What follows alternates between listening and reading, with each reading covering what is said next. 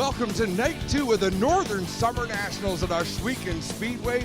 Tonight, once again, we have the 360 cubic inch dirt sprint cars, freight engine sprint cars, Thunderstocks, and Race of Champions dirt Sportsman. And if it's anything like the action we saw last night, you're going to be in for a great show. I'm Adam Ross. Joining me is Greg Calnan. And Greg, night 2 of this event should be fantastic. Oh, it should. We had plenty of cars last night. We expect the same again tonight, even though we have 3 different divisions in the house. And the track conditions should be different. Last night we had a lot of moisture, a lot of rain in that track, and made it fast and made it chunky. But tonight I think we're going to see some dry slick, so drivers are going to have to pedal the cars a little bit more than they did last night. With the rain we had in the area yesterday, it made for a heavy racetrack, which meant the drivers could put the hammer down and try to drive through it. They didn't all manage to do that. We destroyed some race cars last night, and the action was intense. We're going to see more of that tonight, and one of the invaders brought in, we've got Tony Stewart, we've got Christopher Bell, and we've got Rico Abreu, and it was Abreu who took the win last night in convincing fashion. Yeah, he was the star last night on All North Racing, powered by Pinty's. Great run by Rico Abreu, but I think it was Christopher Bell that maybe had the race won until that right rear went away on his car. I think he'll be back for redemption here tonight. Enjoy tonight's show. It's about to get exciting on MAV TV Canada.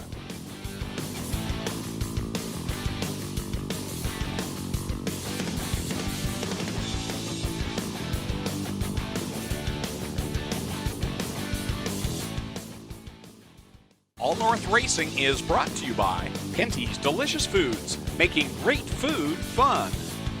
Mr. Transmission, Canada's transmission and technology experts. Take Mr. You're a friend of mine.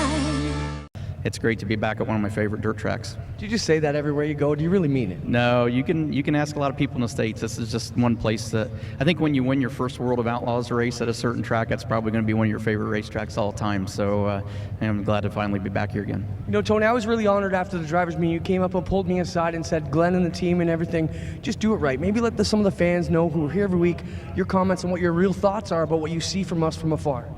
Well, I got to know Glenn a long time ago, and the thing about Glenn, he's passionate about everything he does, and whatever he does it 100%. So, you guys just think outside the box, which is fun. That's what we like to see when we go racing. Is there's a lot of promoters that just host races, and then there's guys like you guys that host events, and that's what this sport needs. So, it's a great venue.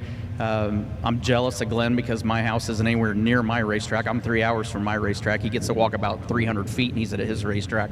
But that's what's fun about coming back here. It's just, from the time we got to the pit shack and saw the ladies in the pit shack, that's they treat you like your family. Like I said, we haven't been here for 7 years, and it was, the feeling was like we hadn't been here for a month. So that's what makes it special. They were trying to get close to you, and you just wanted to rub up Glenn's dog, Blue, who was a cutie pie. So how about it, fans? How cool is it to have Tony Stewart here with us tonight again? Tony, amazing. I know a lot of these fans, as I'm going around the campground, have told me they are getting ready for next week at Eldora. Of course, Kings Royal last week, the big dirt derby coming up for NASCAR. You told me you get a lot more gray, kind of like me, the weeks leading up to this. What's your thoughts leading up to next week? Well, I'm excited that we got a weekend off in between. Normally we have the Kings Royal that finishes on Saturday, and on Monday the NASCAR people are starting to roll in to start on Tuesday. So it's nice that we have a week break in between, and everybody can catch their breath. I mean, we started running Wednesday last week at Eldora, so 4 straight nights, and paid Brad Sweet $175,000 for winning on Saturday nights. That was pretty cool, and we got a weekend off, and then we'll get ready for the trucks. So I think we just keep kind of refining what we do there. And last year it was kind of fun because less was more last year when it came to the track prep. So hopefully we can get it right again this year. Now, you gave us heck after the hot laps for what was going on back there. Are you happy with what you see now? Yeah, and it's fun because Glenn came down and he was telling us what he was aiming for, and the fun part was exactly, he knew exactly what the heat races were going to be like, and it were cars on the bottom, cars on the top, and they were running the same speed. So it's that's home field advantage when you got the owner knows exactly what the track's going to do like that, and when he can make it racy like that with 2 lines. So it's got slick in the middle, and there's a good bottom, and there's a good top. So can't ask for anything more than that. Thanks so much, Tony. Like I tell all our friends, make sure you talk to us for the right reasons, because you're here, not over there in a pile. Yeah, exactly. So hopefully we can stay down here and save us a spot after 30 more laps, I hope. How about it, folks? Tony Stewart, make some noise. Thank you, Tony, so much. We'll pull in Christopher Bell now. It's a revolving door. Christopher, we haven't got to talk to you too much. How about a hand for one of the most dynamic young racers in the world right now, Christopher Bell? Christopher, welcome to Ohsweken. Are you having a good time? Man, it's been a ton of fun here racing. This is my first time to this racetrack, but I've seen a lot of videos here. I think I actually watched Smoke win his first outlaw race here. So I love this place. It was a lot of fun last night. It had a lot of character to it. You guys saw that big old cushion that we had. So tonight is a totally different racing surface, and I think we're going to put on a great show. Let's talk about your drive last night. That car was hauling the mail. What went wrong? What caused that right rear to blow up on you? Yeah, I think my right rear just got a little bit too deflated there under the red flag, and whenever I took back off, it was low on tire pressure and just got really hot and eventually blew out. How you feeling tonight? I feel really good so far. Like I said, the track is almost 180 opposite of what we had yesterday, but it's going to put on a really good show. You've already seen the B features there. The heat races at the top and bottom are really equal. So as a race car driver, that's all you want is to have options, be able to go to different lines. And here at Ohsweken, we've been having that. Well, the track is a polar opposite tonight, but you've done the exact same line both nights in a row. Talk about your line way up there around Glenn's front yard. Yeah, it's a lot of fun, man. They got a really nice bank up there, so you can carry a lot of momentum, but the bottom is really good. You can get a really good launch off of corner exits, so I'm not really sure where the place is going to be tonight in the race, but hopefully we can figure it out and put it up there for 30 laps. Good luck, Christopher. How about it, ladies and gentlemen? Christopher Bell here at Ohsweken, one of the most dynamic young talents in the world of racing. Thank you, Christopher. Thank you, Tony. Thank you, Rico, and all the other amazing teams. Ohsweken, make some noise for all our amazing race teams here who came in tonight and last night and put on some crazy racing. That's all from Victory Lane, guys. Back to you as we are ready to go with the Thunderstocks. It is time to go Thunderstock Racing. Feature event going to be 20 laps. Here is how they're going to line up. On the pole out of Simcoe, Ontario, in the number 4, it's Aaron Rowitsky. Outside of row number 1 from Caister Center, the 28 is Jim Lampman. Starting third from Hagersville, the 49 is Dave Bailey, and on the outside of row number 2 from Port Colborne, the 21 is Jason Fontaine. Starting fifth from Hagersville, the 23 is Trevor DeBoer. Starting sixth out of Welland, the 05 is Pete Reed. Starting seventh from Victoria, the 84 RK is Ryan Beagle. Starting eighth from Merlin, Ontario, the 96 is Steve Shaw Sr. Starting ninth out of Caister Center, the 28D is Donnie Lampman, and starting 10th from St. Catharines, the M1 is Rob Murray. Starting 11th from Guelph, Ontario, the 79 is Chris Hale. Starting 12th from Jerseyville, the 53 is Logan Schwedick. Starting 13th from Hamilton, the 43C is Clinton Nichols. Starting 14th in the 32, it's Mark Fawcett. Starting 15th from Harley, Ontario, the 37 is Rob Hoskins. Starting 16th from Ohsweken, the 24, Blake Bomberry Jr. Starting 7th out of Hamilton, the 25 is Kenny Sargent. Starting 18th from Hagersville, the 8 is Ryan Dinning. Starting 19th from Port Robinson, the 108 is Bill Bleach. Starting 20th from Thorold, the 11 is Go Fast Heeple. Starting 21st out of Ohsweken, the 38 is Frank Turkey. Starting 22nd from Caledonia, the 21X is Mark Bazine. Starting 23rd from Brantford, the 1 is Chris Dickey. Starting 24th, it's Mike Ferguson in the 6R. Starting 25th from Brantford, the 40 is Derek Liverant. Starting 26th from Fonthill, the 7X is Kevin Cokeridge. Starting 27th from York, the 14 is Johnny Lowenberg. 28th is the 41 of Adam Plazik. 29th, the 93 of Melissa Miller. 30th, the 43 of Kyle Andrus, and rounding out the field from Brantford, the 13 is Casey Huffman, and we've got Melissa Miller parked sideways in turn number 1. I believe that is going to bring out an early yellow flag. No, it is not. She gets that car going, and we will stay under green. Aaron Rowitsky leading the way, and they're going to come up on Melissa Miller in that 93 in a big old hurry. It's time to commit. Aaron Rowitsky going to the high side, Dave Bailey to the low side. Look at Ryan Beagle, as well as that 21 machine, who I believe is Jason Fontaine, showing up as Reezy George in our scoring monitor, but I believe that's racing Jason Fontaine in the 21. And who'd have thunk it? Dry, slick racetrack, and here comes Ryan Beagle in the 84. He loves these track conditions as Kyle Andrus spins around in turn number 2 and comes to a stop. Aaron Rowitsky has to really check up to avoid Andrus to the inside. Everybody else able to find a line around us. We've got one smoker on the racetrack. It's Chris Dickey in the number 1. Clinton Jeffrey, what do you got? Well, if we could ask Darren to take my mic down a little bit, we can talk, and I'll help you call this race. Jason Fontaine in the 21X, called up for the Burger Barn team. He's friends with Gord Morrow, one of the team captains over there. Gord knew Jay as a veteran here. Mark been struggling a bit with the handling on the car, so they've got Jay out to sort it out tonight. And looking pretty good behind that 21X. He's definitely a talented wheelman with lots of experience. Of course, normally drives the 1J. Always a beautifully prepared race car, but so is this 21 machine with Burger Barn on the side of it. Well, from Jay being, a privateer, running on his own dollar, to get behind the wheel of a Burger Barn machine built by Jimmy Lowenberg is pretty wild, I'm sure, for Jay, seeing a whole new space-age cockpit that he wouldn't normally see in his own car. Hey, Clint, I've got a couple of things I want to talk to you about now that we've got you.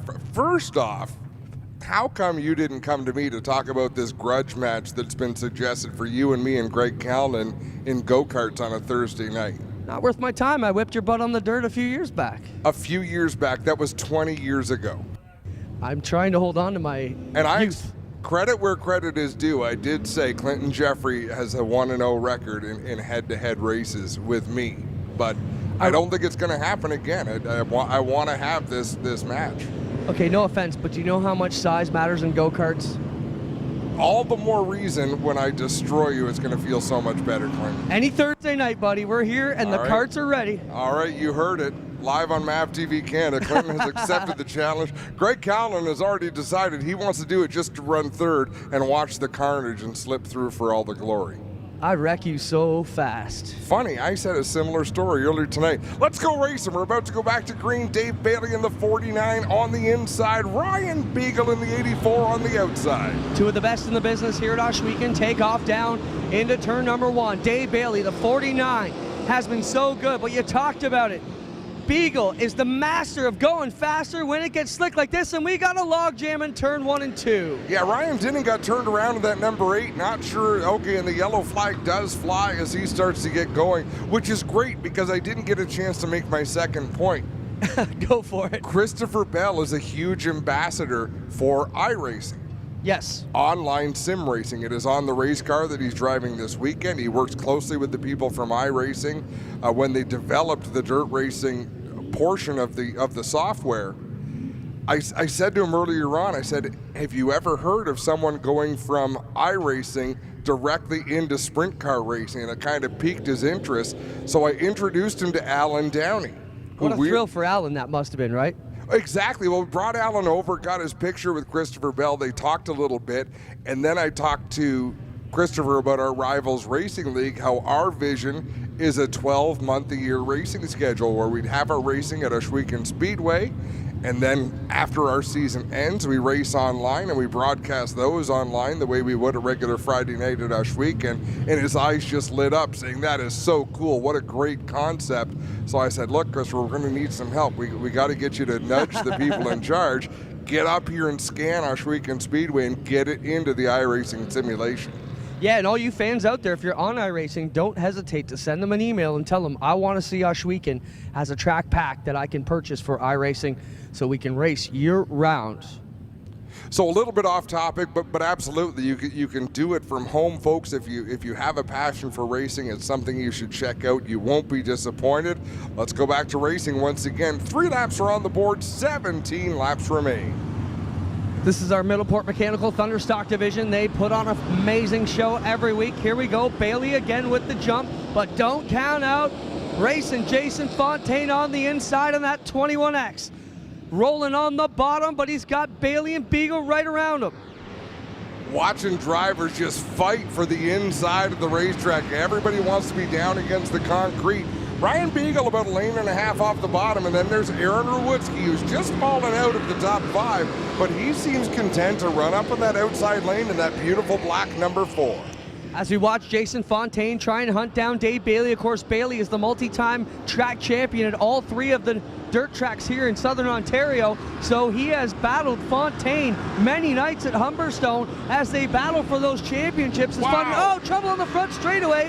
One of them got straightened out. Was that Lampman into Lampman over there? No, Steve Shaw did a full 360 coming off of turn 4, and it looked all by himself, lost it, and I don't know if he flattened a tire or what happened. Donnie Lampman was up to speed, had nowhere to go, and he got pinched between the wall and Steve Shaw Sr., and he slapped the wall pretty hard. Looked like he was going to try to drive that car back to the pits, but I think he is realizing now that his night may have come to an early end, Clint.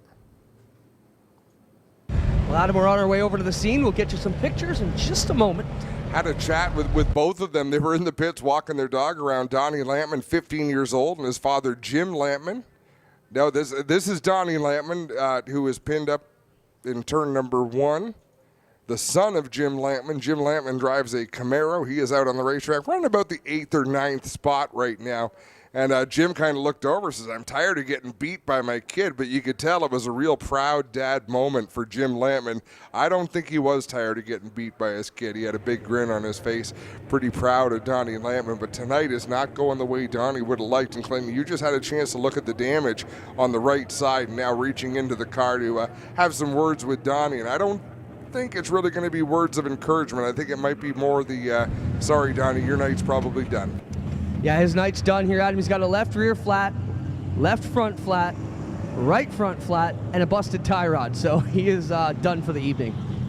A pretty impressive young man, though. If you get a chance to meet him, a firm handshake, a look in the eye, lots of positive energy out of Donnie Lampman. He also is an iRacer, so we're looking to get him into our Rivals Racing Leagues as well this offseason. Yeah, 3 feature wins this year at the halfway point for Donnie. 1 here, 2 at Humberstone.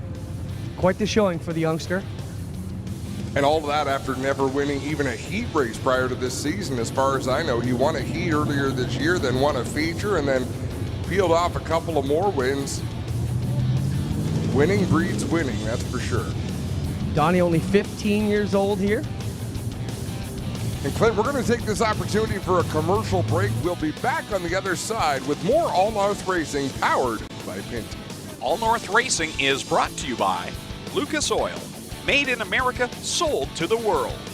Go to InsideTrackNews.com for an exclusive subscription offer for MAV TV Canada viewers. Use promo code MAVTV. Welcome back to Ohsweken Speedway on MAV TV Canada. We're about to go back to Green Flag Racing. First of 4 feature events on the night. 5 laps are complete, 15 laps to go. Dave Bailey leads the way in the 49, then it's Jason Fontaine in the 21. Keep your eye on that red and black number 84 of Ryan Beagle. He did fall back to the 3rd spot, but that puts him on the inside for the restart, and I think Clinton Jeffrey, that's exactly where he wants to be.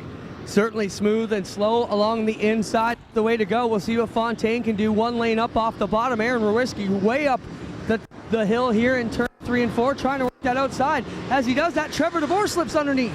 Real impressive move by Trevor DeBoer. I looked up a few laps ago, and DeBoer I don't think was even in the top 10 at that point. So he's made a couple of bold moves, finds himself almost in the top 5 as Clinton Nichols goes around in 1 and 2. He's going to keep that car rolling. Won't have to go to a yellow flag.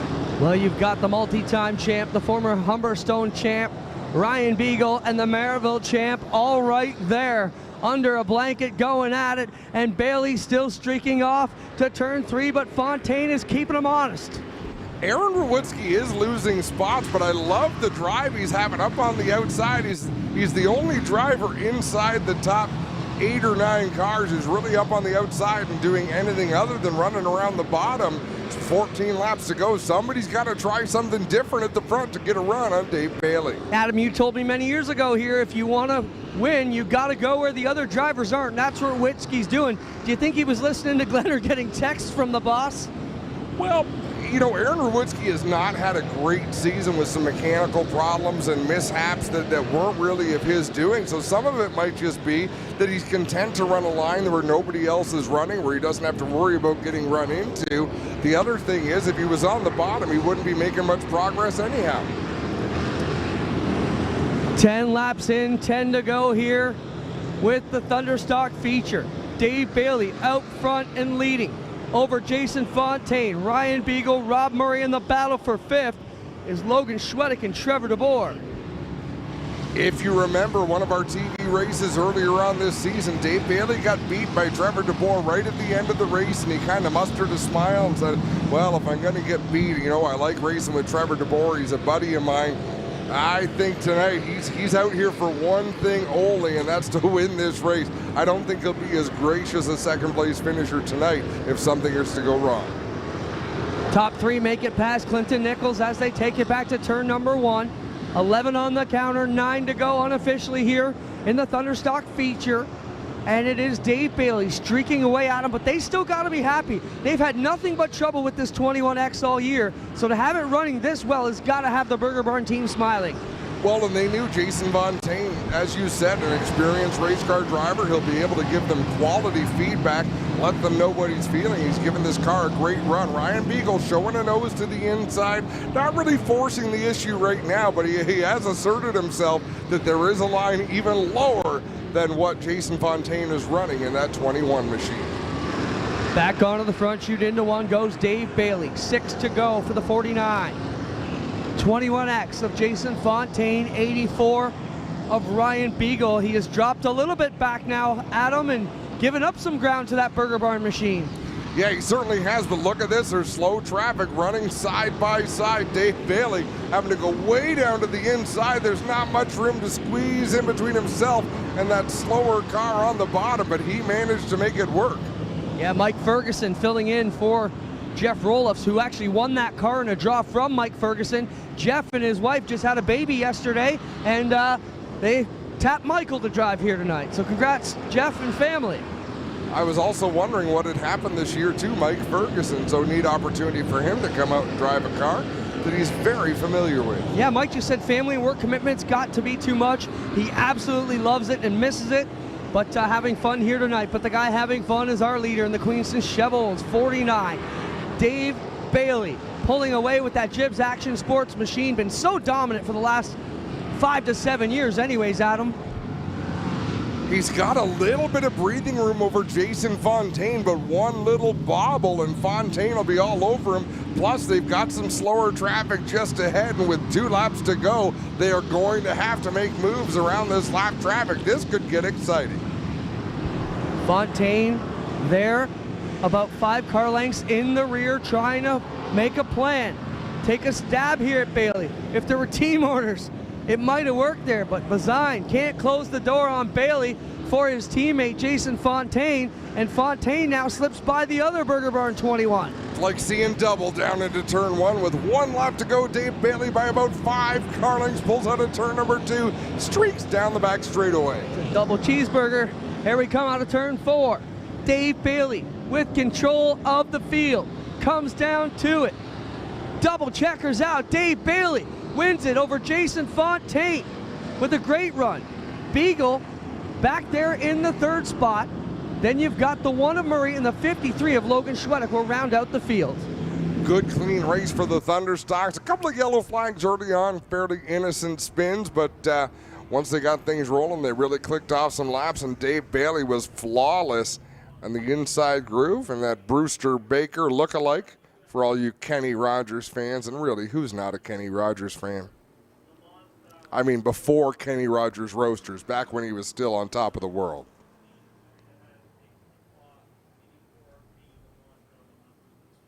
Clint and Jeffrey going to head down to Mr. Transmission Victory Lane, have a word with Dave Bailey, Jason Fontaine, and Ryan at Beagle as Lone Wolf fireworks light up the sky over Victory Lane here at the Speedway.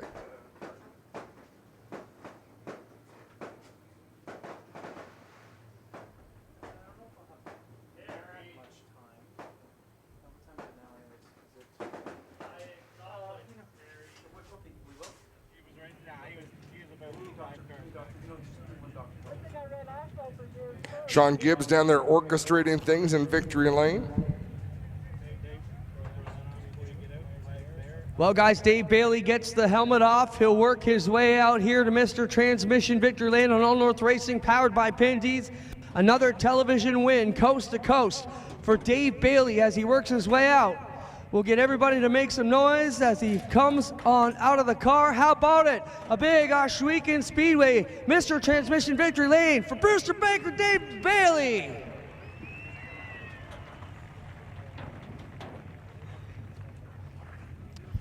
Dave, what a run tonight. The track really slicked up for you guys tonight. Let's talk about your run. You obviously got to be pleased. Yeah, normally we're terrible when it gets like this, and we've just been working so we don't look silly on these big shows, and looks like we finally got it done. Really slick track. I don't think we've seen it this slippery all year. No, it's nuts. It's like super hard. I'm sure that there's a lot of asphalt people here tonight watching, and it's like trying to hit a line on an asphalt track. You miss that thing by like 6 inches, 8 inches, you're screwed. So, yeah, just got to be real patient and keep it on the bottom. Safe to say your pavement experience helped out tonight. Yeah, it has to. It was awesome. What do you want to thank, Dave? First, I thank Pitties for putting this on, and Mr. Transmission, Jibs Action Sports, Transport Sales and Service, Transaxle, Queenston Chev. There you have it, guys. He grabs another one. Dave Bailey gets it done here on All North Racing, powered by Pinty's. Another big win for Dave Bailey, no stranger to Mr. Transmission Victory Lane, multi-time champion here at the Speedway, and now Clinton Jeffrey standing by with second place. Well, Fonz, pretty good run for you. They called you up to help get the bugs worked out of that car. Are you jacked up after that run? Oh, definitely. I can't thank Gord and Jay enough from the Burger Barn for giving me this opportunity. This is definitely one hell of a car. Helped them with the setup over the last couple of weeks, and it's definitely coming around. Good job, Jay. Who do you want to thank? Definitely want to thank them, and I can't leave out everybody else that gets me here every week. Club 54 and Dan Williams and Thruway Muffler, and my family, my girlfriend, my kids. Good to have you here, Fonz. Thank you. Jason Fontaine with a good run, but so did you, Beagle. Ryan Beagle, every time it gets slick like that, so I mean, I'd be picking on my rivals' picks for sure, man. Good run tonight.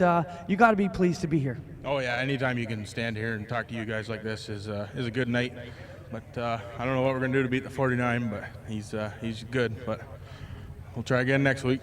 Solid run. There's Ryan Beagle in third, ladies and gentlemen. How about a hand for your top three? Dave Bailey, Jason Fontaine, and Ryan Beagle. Get it done here on All North Racing, powered by Pinty's from Ohsweken Speedway.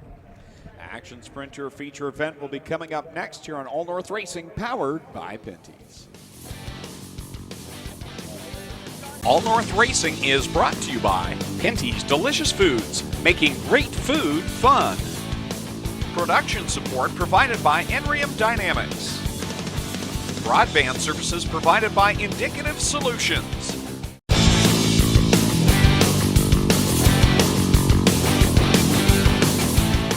Here's how they're going to line up for the Crate Sprint Car. The Strickland GMC Crate Sprint Car feature event. On the pole in the number 20 out of 6 nations is the Iceman Johnny Miller.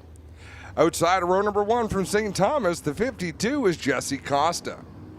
Starting third from Hagersville, the 49H is Jerry Hill, and starting fourth from Ohsweken, the 28 is Jordan Hill. Starting fifth from Rockwood, the number 74 is Rob Neely. Starting sixth from Tonawanda, New York, the 7NY is Matt Farnham. Starting seventh from Vanessa, the Hurricane, Hannah Farrell behind the wheel of the number 4, and starting eighth from Binbrook, the 29 is Liam Martin. Starting 9th out of Beamsville, the 88H is Josh Hansen, and starting 10th from Beachville, the 5 is DJ Christie. Starting 11th from Burford, the 12 is Brad Heron. Starting 12th from Beamsville, the 1A is Paul Klager. Starting 13th, the Gunslinger from Caledonia, the R52 is Ryan Hunsinger. Starting 14th from Brantford, the 49L is Lucas Smith. Starting 15th from Waterloo, the 19D is Alan Downey, and starting 16th from Port Colborne, the 5D is Jacob Dykstra. Starting 17th from Waterdown, the 5C is Connor Mahoney. Starting 18th from Welland, the 3B is Blaine Barrow.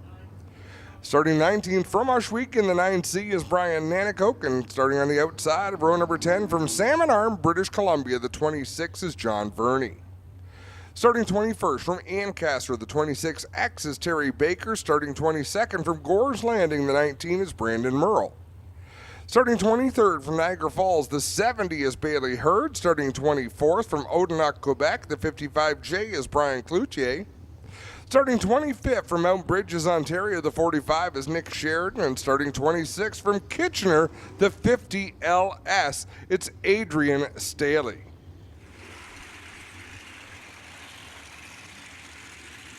If you heard earlier on, have a look. That 19 car just in the screen right now. If you're watching on television on MAV TV Canada, that is Alan Downey. That's the driver we were talking about. It came straight from iRacing right into a sprint car behind the wheel. And really didn't have much of a learning curve either. Race fans, from turn number 4, get up on your feet, grab your hat, grab a program, grab whatever's nearby. Give these drivers a wave. They're going to be waving back. They're about to do battle for 20 laps. That is their A main, the largest turnout of action sprint tour cars in the history of the series. 43 cars, Greg, tonight attempted to qualify, or was it 46? When I give a big lead in like that, I really should have my facts straight, shouldn't I? Adam, what the heck are you thinking? I like how you threw it to me and made it my problem. 46, guys, 46. Thank you, Clinton. Knew we could count on you. Green out of 4, race fans. Johnny Miller and Jesse Costa bring them off at turn number 4. Double green flags in the air from Kyle McKenzie. We are underway. Johnny Miller, the Iceman, leads the pack. Here comes Jesse Costa, though, working the outside line. He is going to go side by side with Jerry Hill down into corner 3. Impressive start by Hannah Farrell, the Hurricane, in that white and red Oakwood Transport Lucas Oil sponsored machine. Matt Farnham just got around her for the 4 spots, but she got really a nice run through 1 and 2 that first time around. Down the hill comes Jesse Costa as he's cleared 3rd and 4th, and now is trying to work the outside line on Johnny Miller. You wonder if Jesse Costa watched some of those B mains and saw how good the top side is. You've got to think that he did, and I mean, this is such a different racing surface than these drivers are used to. Trouble up in 1 and 2. DJ Christie goes around. Rob Neely squares him up, spins him around the other direction. Alan Downey has to take some evasive action. So let's have a look at this radio shuttle number 74 of Rob Neely as he comes down the front stretch. There you see DJ Christie parked sideways in 1 and 2. Neely's car looks to be all right. I'm not sure if it still has a front bumper on it, but it did its job. All North Racing is brought to you by Case IH, a global leader in agriculture and farm equipment. Racetime Radio, we get you closer. Sunday night, 6:45 p.m. Eastern on racetimeradio.com and SiriusXM at 9 p.m. Eastern on Channel 167. Well, we're standing by in the pits with young Josh Hansen, 17-year-old Josh Hansen to be exact. Josh, you're doing double duty in these sprint cars. We just took a good look at your wrecked car from last night. You got to strap in tonight because you're leading the Crate Sprint Tour points with the Action Sprint Tour. How can you get back in the game? I'm just trying to stay calm and cool, and there's 45 crate cars tonight, which is huge, and I just want to try and make the main tonight and then try and work my way up through the night, like through the main. I'm trying to stay cool. Moving a little slow today, but all in all, hopefully tonight goes better. Now, with all those cars, it's always tough. You need everything to go right. What do you got to do to make sure you get a spot in that A main tonight? Well, it starts with a good pill draw. I got not the greatest pill draw. Hopefully, probably start mid-pack. Hopefully, make my way in that top 4 and make the main. Good luck tonight, Josh. There you have it, young 17-year-old Josh Hansen doing double duty in the sprint cars. Last night, a major crash. Going to try and pick one up tonight. White flag's out, so we are ready to get back at it. Next time around with Jesse Costa leading the way over Johnny Miller in the 2nd spot. Being told Johnny has quite the following down in Arizona and has his own chapter of the fan club down there in the great state of Arizona. They really like the Iceman in Arizona. Go figure. Matt Farnham right there in 3rd. Jerry Hill having a very solid night from start to finish. He's up there in 4th. And it's Hannah Farrell. They're in the 5th spot. Green flag back in the air. Leah Martin got up over the right rear. A little bit of Brad Herron. That's a battle deep in the top 10. I think it's a battle for the 6th spot.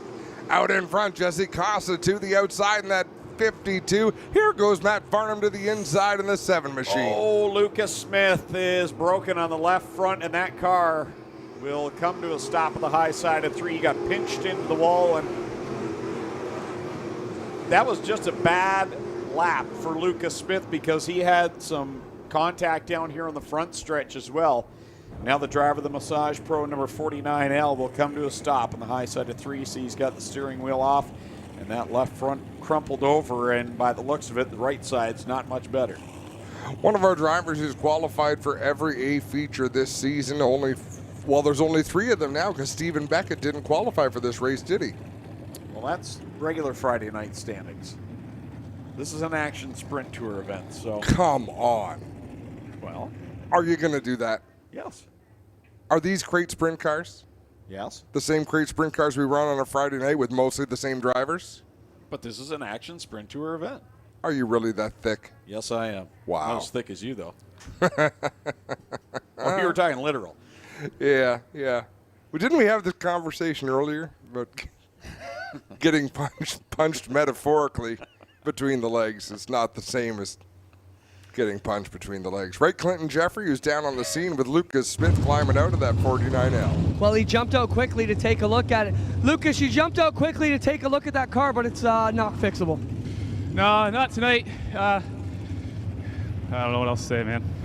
You got pinched in the wall. Get with your car. We'll fill them in on what happened. Adam, what I need you guys to do if you get a chance is figure out which car pinched him into the wall. He was getting that outside run like we've seen Rico and Christopher and some of these guys do right up around the outside.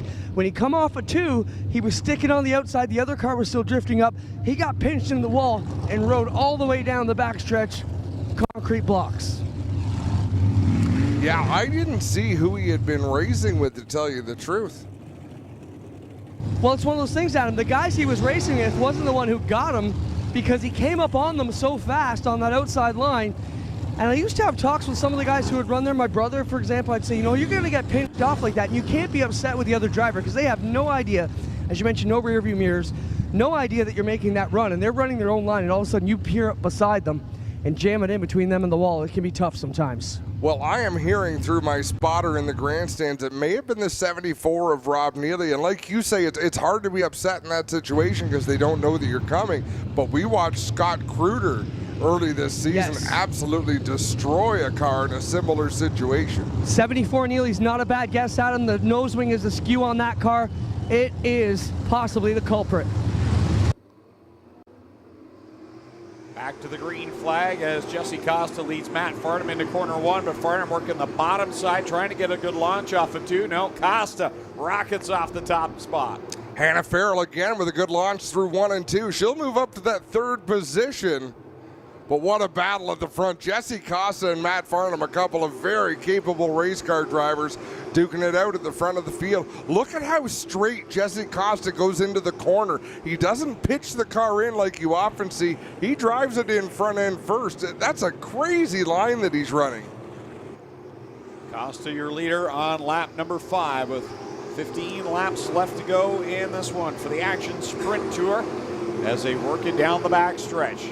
Jesse Costa, Matt Farnham breaking away from 3rd place, Hannah Farrell. Drops to the bottom in 1 and 2, and now in 3 and 4, back to the outside again. Which line's he going to run this time? He goes back to the bottom. Really mixing things up as Jesse Costa in the 52, but it's working quite well for him. Costa up high, right around that rim. Farnham digging deep on the bottom side as they work off of corner number 4 and across the stripe.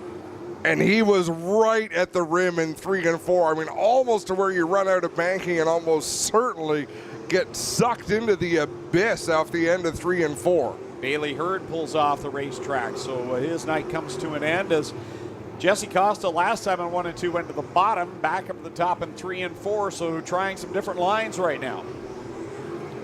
Laps clicking away. I would say more of this field is working the bottom of the racetrack than working the top, but there's a few of them running nice lines around the high side, but at least Jesse Costa can change things up. As he approaches lap traffic, he knows he can work the bottom, he knows he can work the top, and with the amount of heavy traffic ahead of him, he's going to have a couple of options. Coming to the cross flags momentarily as Jesse Costa crosses the stripe. 10 laps go up onto the scoreboard. 10 laps down, 10 laps remain as Jesse Costa enjoys about a 10-car length lead over Matt Farnham as they work down into 3 and 4. Costa right up the outside, Farnham around the bottom of the racetrack. Things about to get heavy in front of the race leader, Jesse Costa. Costa back up on the top side with Farnham right there. Top 2 have broken away a good distance away from Hannah Farrell with a solid 3rd place run right now. Liam Martin They're in position 4, and Brad Herron with a good top 5 outing for him. You saw a bit of a rooster tail into turn number 3 off of Jesse Costa's number 52. That means he got up over the cushion, up into the loose clay. That could have been a bad scene for Costa. Now he'll drive the car in on the middle of the racetrack where there's no grip as he slides up the track. Matt Farnham drives to the inside. Give Matt Farnham the lead. Farnham in that 7 machine has the top spot, but Costa digs back on the bottom. They're wheel to wheel, and there's no racing room coming out of the corner. How will they all fit? Farnham threads the needle and puts 2 lap cars between he and Costa. The truth of the matter is they would not all fit, and that's a big advantage to Matt Farnham as Jesse Costa's lost a lot of ground. Still plenty of laps left, 6 laps to go, but he's got to regroup. He's got to get around these lap cars and try to mount a challenge on that 7 NY. Farnham works off of corner number 4, leading the way over Jesse Costa. 5 laps left to go, says flagman Kyle McKenzie with a big high 5. Costa back there in second, and all the while, the Hurricane, Hannah Farrell's kind of closed the gap a little bit. She's not right there yet, but she's doing a nice job of that 3rd place run. Wow, Costa drove it down the inside, trying to get around Sheridan in the 45. Sheridan closed the door, and I mean, Sheridan wouldn't have known he was there, but tense moment for Jesse Costa in that 2nd position. Lap car is so tough to get around in these feature races, and Jesse Costa is going to have, I'm sure, a few choice words for those lap cars tonight. Like you said, though, they don't know he's there, but either way, I'm still sure it's frustrating for Jesse Costa. And even a lap car is battling it. No matter what you're doing on the racetrack, you're battling for a position with somebody else. So they've got to drive hard. They've got to run their line. But right now, Matt Farnham holding the pretty wheel with 2 laps to go. Driving that Hoddick Racing. Number 7 NY leads the way. One up high. Alan Downey in corner number 2 gets the car back on track right in front of 2nd place Jesse Costa. Meanwhile, Liam Martin has been able to scoot by Hannah Farrell into the 3rd spot, put Farrell back to 4th, and Brad Herron still there in 5th. White flag, Hannah Farrell's got 1 more lap to try to get Liam Martin back and wind up on the podium. That would be a huge score for Farrell as she eases around the outside of Blaine Barrow to the inside of Liam Martin for 3rd.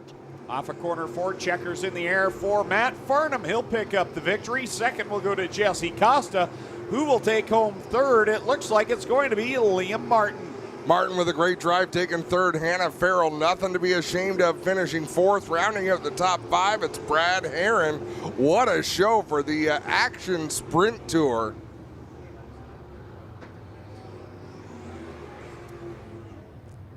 Matt Farnham with the win, and what a battle between Farnham and Jesse Costa. A couple of drivers working all over the racetrack, and it was whoever got through that lap traffic had to be aggressive, they had to be clean, and they certainly were. Headed down to Mr. Transmission Victory Lane to meet Clinton Jeffrey.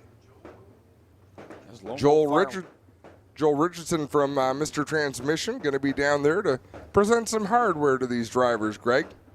Lone Wolf Fireworks lighting up the sky here at the Big O tonight. The official firework provider of Ohsweken Speedway is 3 drivers about to celebrate podium finishes here tonight, and the happiest man of all right there, Matt Farnham, picks up the win as Sean Gibbs gives him the Mr. Transmission hat. We get set to send it down to Clinton Jeffrey down there in Mr. Transmission Victory Lane.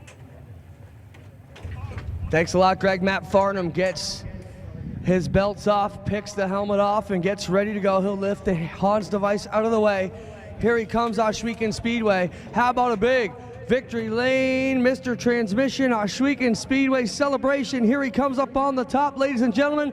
How about it for New York State's Matt Farnham?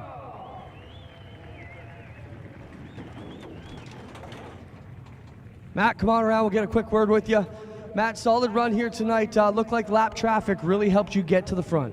Yeah, Jesse was fast tonight, and he started on the front row. I started 6th. Everybody here was really good. Track was awesome, and lap traffic, I just think I handled it a little bit better and used it to my advantage. And can't thank everybody enough that helps out with this car. Trey Hoddick, Carl, Scott, Buck, my dad, Nick, everybody who came tonight. Composite Fiberworks, Merzak Trucking, just everybody here at Ohsweken putting on a great show. You got them all, Matt. Congrats. Thanks. There's your winner, Matt Farnham, ladies and gentlemen. Guys, solid run for him again. We'll get over and talk to 2nd and 3rd. With a good run for Matt Farnham, and he's got a pretty good batting average in these crate sprint cars. Been impressive in that 7NY. Now Clinton Jeffrey down there with second place. Well, Jesse, this one's got to be a bit painful. You were well out in front, then the lap cars just couldn't get through them quick enough. Did that cost you this one? Yeah, I think so a little bit. I seen Matt on the bottom of 1 and 2, so I moved down there, and I thought we were good, and then we got bottled up in the lappers, and sometimes you win one, sometimes you lose one. We lost one this time, but I think DNO Towing, Magnum Signs, Castro Canada, Best Safety Training, Leach Performance for the awesome engine, Welders Millwrights, and Wells Foundry, and Ron Genitello Property and Building Maintenance. My dad, my crew, Steven works his ass off on this thing, and Ohsweken for the awesome facility, and the fans for coming out. Yeah, Jesse Costa, solid run. Liam Martin, another one of our young guns. Liam, you had solid runs out of the Action Sprint Tour this year. Can you be pleased with tonight's third place run? I'm very pleased with tonight's run. It was an awesome race by the top 3 and every driver, but it was a tough race to race tonight. The track was slick, and Matt and Jesse were too far ahead of me for me to figure out 1 and 2 to go down low and catch them. But I'd like to thank all my sponsors, my dad, crew, everyone. Good job, Liam Martin. How about it for our top 3 tonight, ladies and gentlemen? Matt Farnham gets it done. Jesse Costa and Liam Martin also in the top 3 for round 7 of the Action Sprint Tour. All North Racing is brought to you by Pinty's Delicious Foods, making great food fun. Mr. Transmission, Canada's transmission and technology experts. Take Mr. You're a friend of mine. Back live on All North Racing, powered by Pinty's, as we get ready for the final 2 features of the Northern Summer Nationals, night number 2. Been a fantastic couple of nights. And up next, we'll have the Race of Champions Sportsman feature coming out onto the Speedway. And they will run in a 30-lap feature event. And one of the biggest names in all the Sportsman world is Brad Rouse, and our own Clinton Jeffrey had a chance to catch up with Brad earlier today. Well, we're here in the Sportsman pit area with Brad Rouse. Brad, you've got over 5 wins here at Ohsweken. A lot of experience here. What do you expect tonight? It should be really good racing. Whenever we come here, these guys are good. They put on a good show, and just hopefully just some good clean racing and some fast times. The track has been a little bit difficult last night with the weather. What do you expect tonight? Hopefully slick, fast. I heard there was a lot of rain yesterday, made it a little bit fast, but with these cars, a little bit rough isn't good, same as the sprints, but it should be good. It always is good here.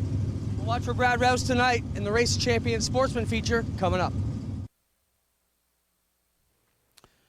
Ready to go, the ROC Sportsman feature event as things break up down to Mr. Transmission Victory Lane for the Action Sprint Tour, and they'll be back in action this weekend.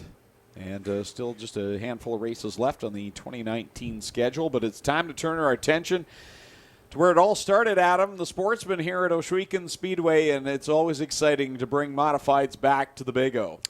This was the premier division when the track opened in 1996. Remained the premier division until I want to say the end of 2006. Greg, I think 2007 was the start of sprint cars as the headline division, if I'm not mistaken. Saw a lot of great race car drivers come through here in the Dirt Sportsman ranks, people that are top of the sport now, guys like Matt Shepard, Stuart Fries, and Chad Brockman.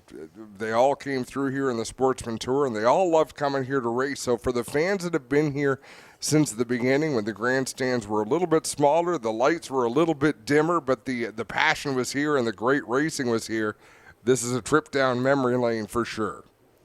Starting lineup for tonight's 30-lap main event for the Race of Champions Sportsman Tour. Going from the pole in car number 11 from Bloomfield, Ontario, that'll be Dan Ferguson. Alongside him, Justin Sharp in the 8S. He'll go from second.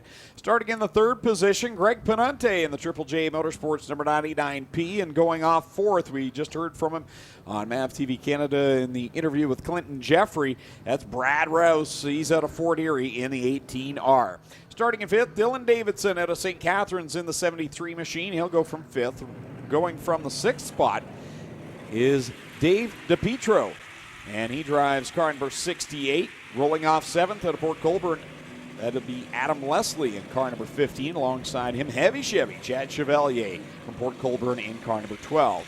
Starting in the ninth position, Tyler Pachelski out of Port Colborne in the 21P, and Daryl Farroway will start in 10th in car 66. Starting in the 11th spot, that is James Michael Friesen out of Niagara-on-the-Lake, Ontario in car 72. And alongside him, Robbie Johnston out of Ransomville, New York in the 33J.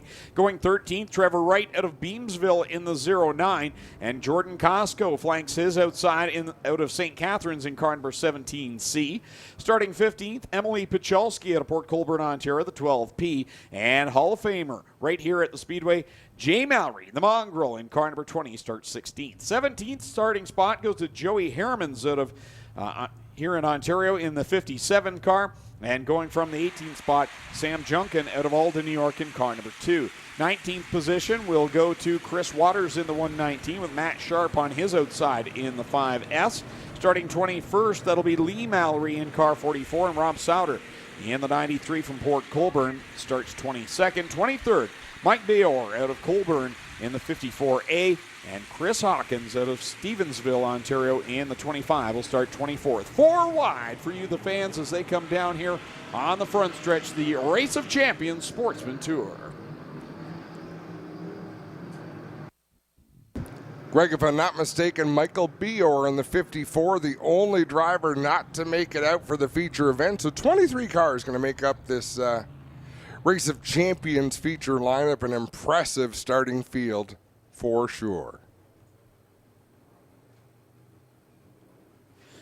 White flag comes out. Next time by will be to the green flag with the Race of Champions Sportsman Tour. 30 laps with Dan Ferguson on the front row. If you're a Brighton Speedway fan, you know the Ferguson name. Dan Ferguson, a multi-time winner in the Canadian Modified Division, and his dad, Rick Ferguson, long-time late model driver, drove one number lower. Car number 10 is Rick Ferguson. But Dan tonight, the Bloomfield Bullet will start from the pole, and he will see the double greens from Kyle McKenzie and set the pace for us off of corner 4.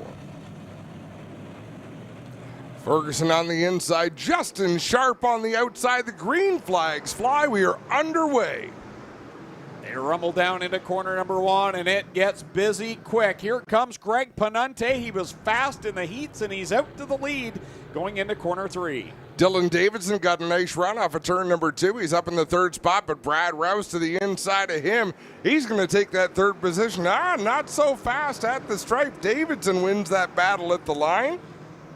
1 lap complete. 4 wide mid-pack, and the guy on the outside is Dan Ferguson, the pole sitter, and now problems on the left front for Trevor Wright, and he will pull the 09 now down to the infield. The left front bent over on that 09 machine. Tough ending for that driver as his night ends after completing just 1 lap of the scheduled 30-lap distance. Out in front, Greg Panante leading the way by 8 car lengths over Justin Sharp in the yellow number 8. Sharp up on the high side of the racetrack. Brad Rouse running in 3rd on the bottom. You want to talk about a guy that's good on a dry, slick track? That guy in 3rd place, Brad Rouse. We've heard from him already, and this is what makes him so good, because when you get into New York State, you get into some dry, slick tracks, and Brad Rouse, here he is making his run on the 2nd spot on Justin Sharp. Dylan Davidson right behind them. Greg Panante, he's got a lot of wins at this racetrack. So does Brad Rouse in the 18 machine, and they're showing that right now. They just know their way around this facility. Panante stretching that advantage a little bit over Justin Sharp in the 8S, but how much of that is being set up for the end of the race? Brad Rouse runs a lot of extra distance races, Greg, so I would expect him to have a good setup towards the end of this race, and maybe that's what he was thinking when they put the setup under the race car for this feature. Yeah, very good point, Adam. He knows about the extra distances and how to set these cars up for those such races, as here he goes to the inside of Justin Sharp. Sharp officially now back to the 3rd spot. Dylan Davidson there in 4th, and Chad Chevalier riding inside the top 5. Adam Leslie just on the outside in the 15 car. He's running in the 6th spot, and right behind him, Darryl Fairway and Dave DiPietro are going at it.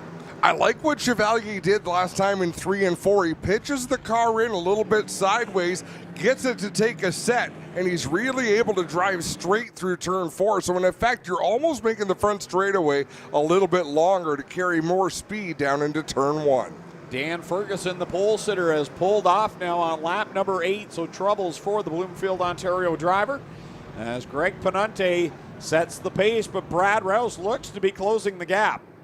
Nearly a 2-second advantage last time at the stripe. This time as they come by, Brad Rouse has picked up nearly half a second on Greg Panunte in the 99P, but anybody in this top 5 still within contention, Greg. 3rd, 4th, and 5th, running some different lines right now, although Chad Chevalier and the Justin Sharp machine running just higher than Dylan Davidson, and those three have been kind of going back and forth. So curious to watch these drivers. It's just very, very minor differences in the lines they run, where they start to get on the throttle, where they, I don't want to say they're ever coasting, but there are times when you're just letting the suspension do the work through the turn, and then there's times when you're trying to get back to the throttle and really put the power down as Chad Chevalier goes to the inside of Justin Sharp. Top 2 remain about 4 or 5 car lengths apart. Greg Panunte leading, beginning to catch the tail end of the field. Rouse in 2nd, Davidson running 3rd. He's put a little distance on himself between he and Chad Chevalier and Justin Sharp. Chevalier just got by Sharp. Sharp's going to shoot back by on the bottom. Great battle back there for the 4th position as Greg Panunte closing in on some slower traffic right now, and he's been committed to the bottom every single lap in that 99, and he may have to get up off the bottom unless he wants to try to wedge himself to the inside and get a little assertive on this lap traffic. Brad Rouse up on that outside line. We'll see if the gap closes this time by, and it does. Cut it in half. 6/10. Greg Panunte with a nice move to get to the inside of that slower traffic. He'll clear both of them off of turn 2 down into 3. Now it's up to Rouse to try to do the same thing as the cross flags mean. Halfway through this one, 15 laps down, 15 laps to go. Panunte, Rouse right there, a couple car lengths apart. They've got some distance on Dylan Davidson, but he has closed the gap here in about the last 5-6 laps in that number 73 machine. Davidson really charged turn number 3 and got the car slowed up enough to keep it on the bottom of the racetrack. That's an exciting line being run by that number 73 machine. The entire top 5, unless I'm crazy, seems to be closing back in like an accordion, Greg. And right behind them, Adam Leslie and James Michael Friesen not far off of this fight inside the top 5. They're right there within striking distance of Chad Chevalier. Brad Rouse just 2 car lengths off the back bumper of Greg Panunte going into 1 and 2. Panunte got off the corner a lot better, picked up about 3 car lengths down the backstretch, but Rouse able to close that distance, watch it slip away. This is what we watched earlier on in the feature event for the Thunderstock division, the way things spread out and close back in. Greg Panunte, Brad Rouse, Dylan Davidson, the top 3 now make it the top 6. Well, now 7 as Adam Leslie gets by a lap car. Top 7 are all clear of lap traffic. And all on the same straightaway. Right now, Greg Panunte, if he had a rear view mirror, it'd be a great time to just grab it and throw it out the race car. You don't want to see what's going on behind you. He's led the entire distance so far. The bottom is working pretty well for him, and he stays out in front by that 4 car lengths or so over Brad Rouse, as Kyle McKenzie both hands down in front of these drivers saying there's 10 laps left. This is where things will get interesting. If you've set your car up for the longer run here tonight, this 30-lap feature, it's time to show what you've got. Brad Rouse kind of searching around, it seems, though. Well, and Rouse has been doing that the entire race. He's not run the same line an awful lot. We're going to see if that pays off for him. Greg Panunte has not varied from the line he's been running, but of course, why would he? It's been working for him as Brad Rouse sails that car into 3 and 4 on the outside. Here he comes around the outside of corner 4. 2 lap cars directly in front of Greg Panunte as the leaders go down into corner number 1. Rouse is there and shows the nose a little bit on the left rear of that 99P machine. That's the closest he's been all night. Here he comes on the outside line with lap traffic in between. Panunte trying to get that nose to the inside. This is a big moment for Greg Panunte. If he can clear this lap traffic without having to stray from his line, that'll be a huge deal for the driver, the number 99. The driver that likes the lap traffic the most, I think, is Dylan Davidson. He's caught the top two now. He's right there on the back bumper of the 18R of Brad Rouse, working off of corner number 4. Panante leads at the line over Rouse, Davidson, Chevalier, and James Michael Friesen. And that's the driver by far with the least amount of experience is Dylan Davidson in the 73. You would think that would not bode well for him in slow traffic, but it seems to be working just fine as he works his way through as Chad Chevalier again pitches the car up into 3, drives it hard off of turn number 4. Man, I love that move by Chevalier. We have got a great battle for the lead. Panante, Rouse, Chevalier, all right there, as well as Dylan Davidson. Dylan Davidson gets shuffled back into the 4th position as the leaders have worked by Joey Harriman, so the top 2 break free as Davidson and Chevalier continue to go back and forth.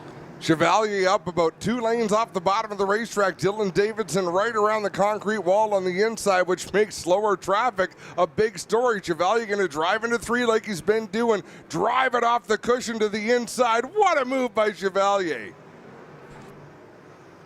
Down in corner 1, Brad Rouse is right there on the back bumper of Greg Panante. As they get into the corners, the differential closes, and Rouse trying to work it down the hill off of corner 4. He's right there. Well, Greg Panante having to go to the high groove, well, just off the bottom to try to get around the slower traffic. Panante goes around, clips Chad Chevalier. Chevalier clips James Michael Friesen. Oh, my goodness.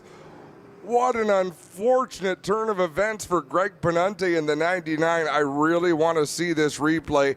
Greg Panante visibly upset inside that race car, hands out the window.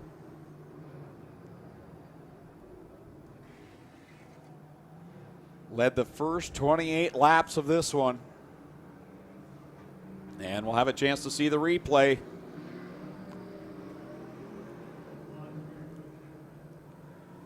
I almost wonder if the contact with Brad Rouse jammed the steering wheel out of his hand. Let's watch the front tires. Yeah. Okay, the contact with the front upset the car, and then the back end of Brad Rouse's 18 kind of slapped into the back end of the 99. I'd like to see this angle one more time.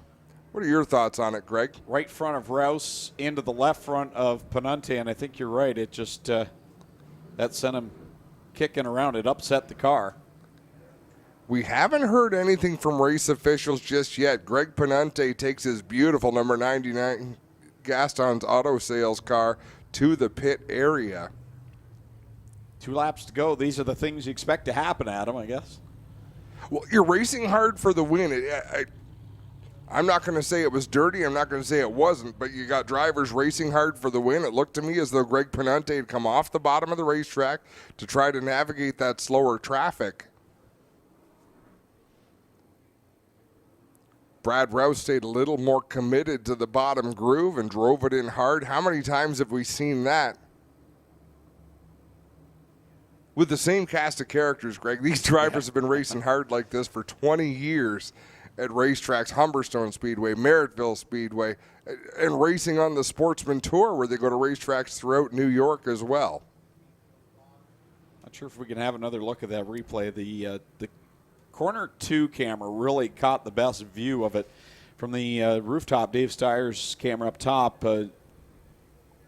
Brad's car kind of blocks the action, so this view kind of hard to see.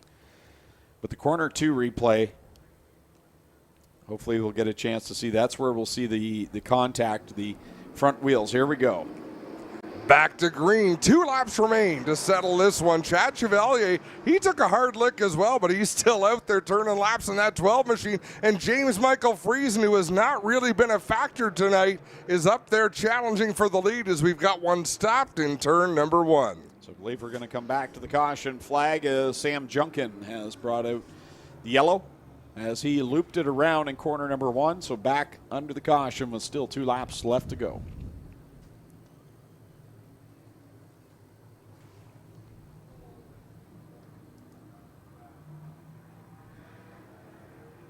And on the replay of this one, just see him loop it around. I'm not sure. I missed the very start of that, if maybe he made contact with the corner 1 wall down on the inside and then bounced up and spun around, but nonetheless.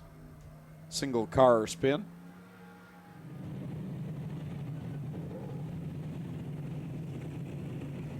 Looks like we will go 1 to go. Still 28 laps on the board of a scheduled 30-lap feature distance. I've got to say, none of our feature events here last night or tonight have really disappointed, Greg. They've had a lot of action, a lot of challenges for position. Probably Dave Bailey might have been the most dominant performance so far, but even that, his lead was rarely more than a couple of car lengths. What you want is good action and some storylines. We've had a lot of that so far here over the 2 days, and I'm sure before the night ends, there's maybe going to be a discussion over in the Sportsman pit area, because I don't think Greg Panunte's too happy over what happened there, and rightfully so. He had the car to beat, it looked like, early on. Brad Rouse inching James Michael Friesen up the racetrack through 3 and 4. Friesen kind of rolling around the front end of the 18. Both of them hard on the throttle off of turn 4. I like the run Friesen got as Davidson bounces off the 12 of Chevalier.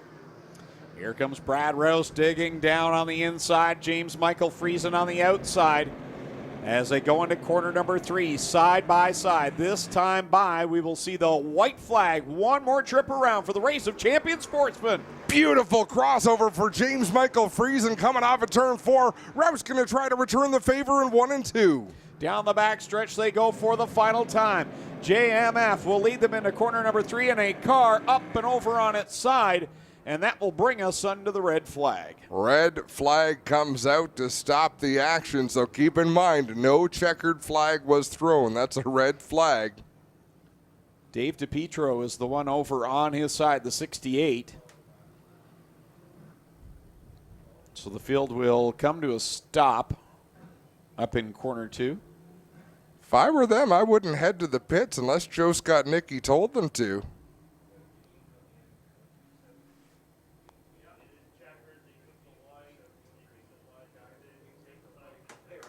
Okay, we're hearing the next flag after the white does end the race, so I believe we do have our top 3, James Michael Friesen, Brad Rouse, and Dylan Davidson.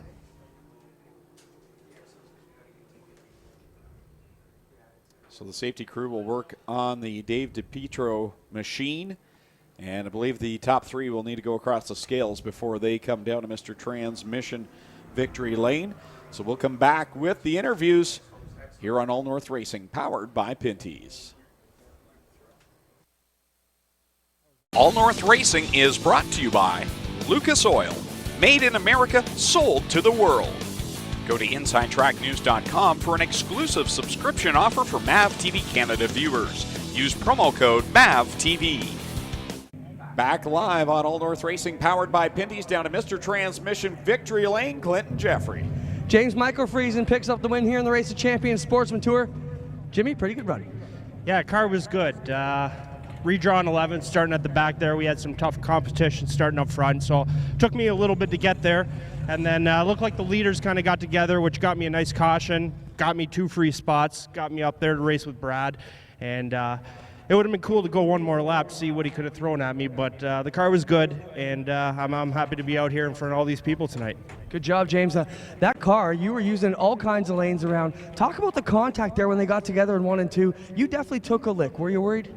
I was, but I pulled up beside Chad, and I was kind of freaking out in my own head going, oh, man, I bent something up, and he just gave me the old, don't worry about it. And so went from there, and it worked out. Good job. James Michael Friesen picks up the win here tonight on All North Racing, powered by Pinty's. We'll turn it up to you guys. We'll get second and third ready. We'll get right back to you. When you're battling with someone for the lead, do you take their word for it that your car's okay? I'll keep going on. Well, it worked out good for James Michael Friesen. As we send it down, the runner-up tonight, Brad Rouse with Clinton Jeffrey. Thanks a lot, guys. Brad Rouse just making his way around the car. Brad, you were in this one all night. First off, the elephant in the room. What happened with Panunte? I just got underneath him and trying to squeeze down a little bit, and we come together, and he went around. So I don't know what happened. Like I said, it was underneath. He was on dealing with a lap car, tried to go to the outside and switch lanes as I was already underneath. But Still an amazing run here for you. I think this is the best track we've had for the Sportsman cars in the last 5 years. Amazing surface for you guys. Did you have fun tonight? Oh yeah, for sure. We always have fun when we come here. The track's always great, and you know what I mean, the hospitality and everything here is great. So. Thanks, Chad. There you have it from Brad Rouse. The other guy, Heavy Chevy, Chad Chevalier. Chad, you were making moves out there. It almost looked like a bit of a hockey match up there. Elbows up the whole race. Tough sledding. Yeah, we unfortunately we got caught up with that in that ordeal there. Ended up catching them there in lap traffic. Was hoping to do something, but it is the way it is, and we'll move on. It was a good race. Thanks to all the fans to be here, and Ohsweken for having us again. There you have it, ladies and gentlemen, your top three tonight. James Michael Friesen, Brad Rouse, and Chad Chevalier get it done for the Race of Champions Sportsman Tour here at the Northern Summer Nationals. When we come back, it's time for the main event. The 360 Sprint Cars will head to the racing surface here on All North Racing, powered by Pinty's. All North Racing is brought to you by Pinty's Delicious Foods, making great food fun. Production support provided by Enrium Dynamics. Broadband services provided by Indicative Solutions.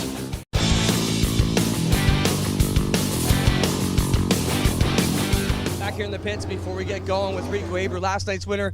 Rico, pretty safe to say you're enjoying your stay in Canada after last night's drive? I have. It's been pretty good. My car was really good last night. The track surface, you know, with the weather in the area, it turned out okay, and you know, I kind of just led the thing to the front. So I didn't make too many mistakes, and I just made sure I hit my marks there at the end. So I had a lot of fun. Track conditions are expected to be quite a bit different. Obviously, weather come in a half hour before we go with cars on the track, and things get a little bit wild. What do you expect tonight out there? I think tonight's going to be a lot slicker. I went and looked at the track. The surface is definitely harder. You know, the sun's been out all day, and that's more of the surface that I've seen at Ohsweken. Not that I've been here every weekend to race, but just off the videos I've watched, it's a slicker surface. I think it puts on a little bit better racing, so I'm really looking forward to tonight. 100%. Good luck tonight, Rico. Thanks.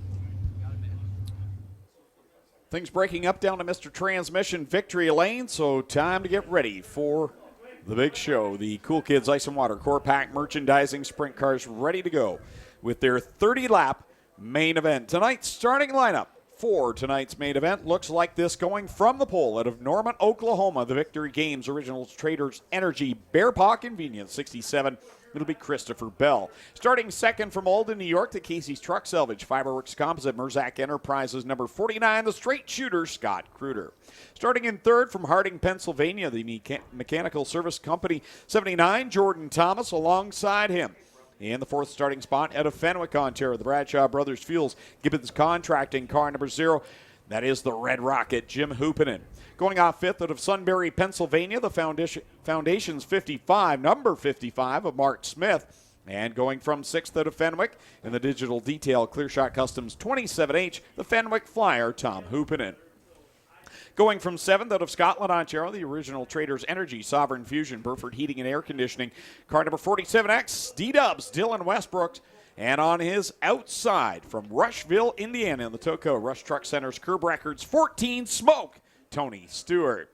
Going from ninth out of Clay, New York, the Longley Jones Company's number 98, Joe Trenka. And alongside him in the 10th starting position from Keister Center in the Burger Barn Ace 1 Construction Mobile 1, number 13, it'll be Corey Turner.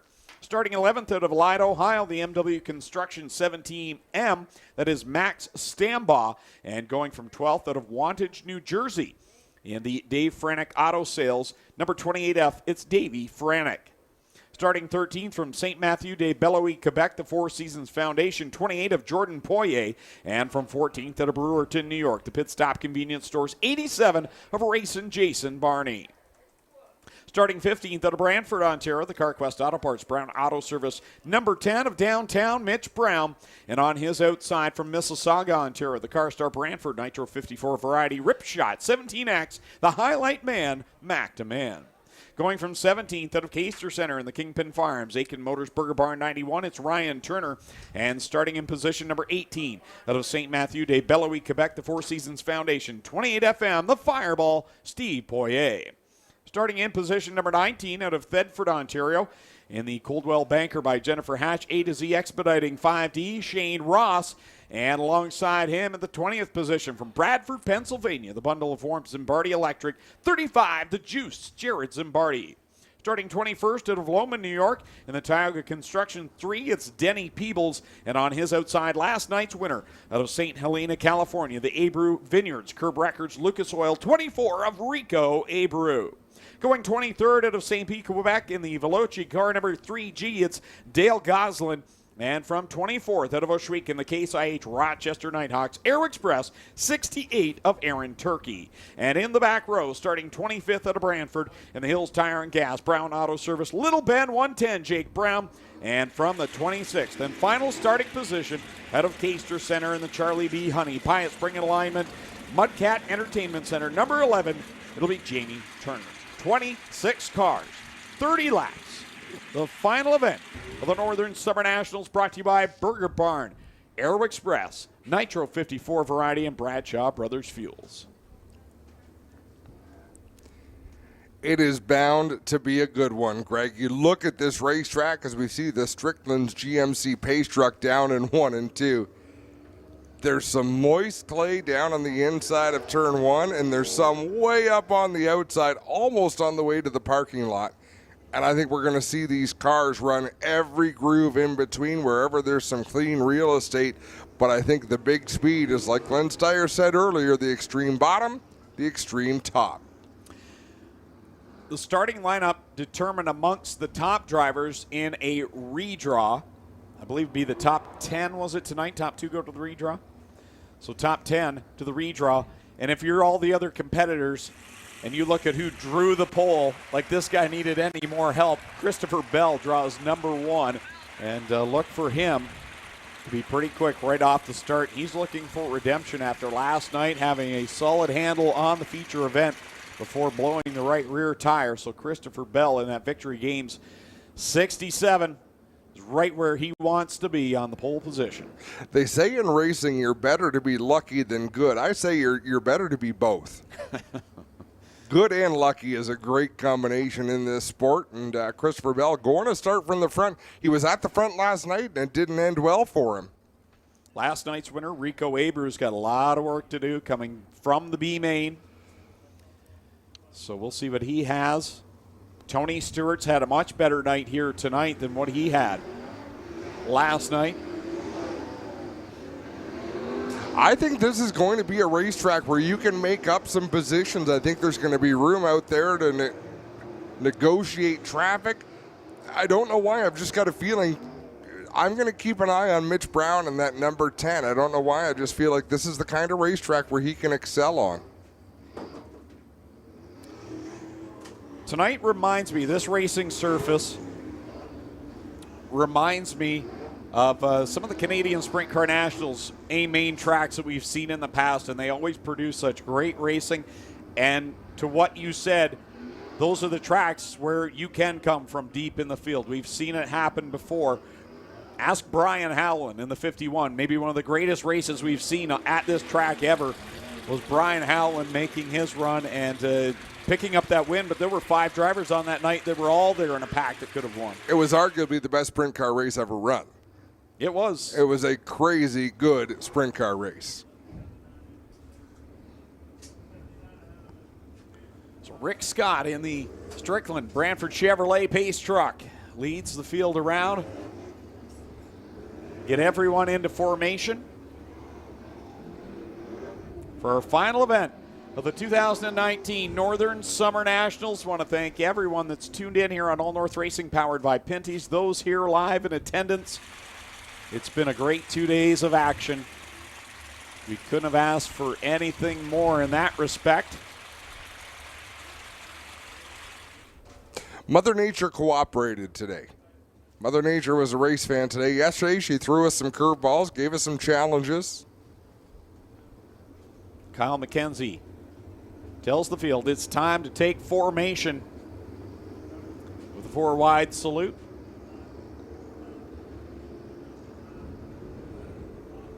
They'll all tuck in behind that Strickland GMC pace truck and head down the back stretch. So ladies and gentlemen, we want you on your feet to wave these drivers on, even for those of you at home. Get excited. You're about to see 30 laps of some of the best sprint car racing anywhere. They are 4 wide and fancy For you, the fans, this is the Cool Kids Ice and Water Core Pack Merchandising Sprint Cars.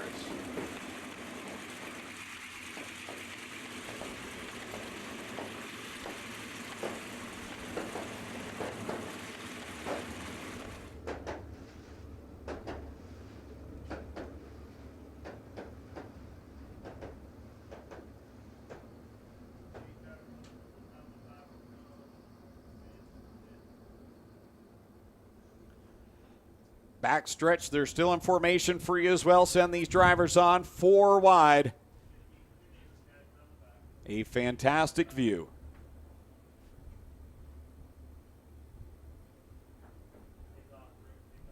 What a field of cars. What a collection of race car drivers this is. And another driver from this A main tonight will punch their ticket into the Canadian Sprint Car Nationals as well. Rico Abreu has a guaranteed starting spot for September 14th here at Ohsweken Speedway. So another driver here tonight could get their name added to the list. How much do you want to bet? At least 20 drivers just got on the throttle when they spread out like that and thought, wow, this is going to be a handful. I think there's a few of them that embrace it. I think there's a few that are shocked at what they felt, and that's not much grip. Well, we're going to find out next time around. White flag is being displayed. Next time by, we're going green flag racing for 30 laps. 2x2, 13 rows of beautifully prepared sprint cars ready to come to life.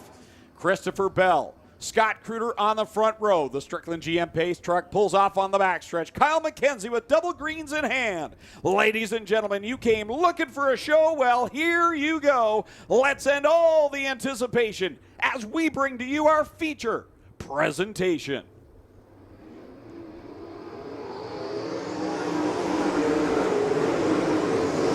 They rumble, bumble, stumble down into corners 1 and 2. Christopher Bell and Scott Kruder will lead them down the backstretch for the first time. Good clean start, a little bit of contact off of turn number 2 in the middle of the pack. Drivers trying to find their groove. We got one car, looked a little bit slow in 3 and 4, back up to speed now. It was Jason Barney in the 87. At the front, it's Christopher Bell over Scott Kruder and Jordan Thomas. Yeah, Jordan Thomas back there in third. Jim Hoopinen's had a really good night tonight in that Glenn Stiers Racing number 0, and he's got that car hooked up, running 4th right now.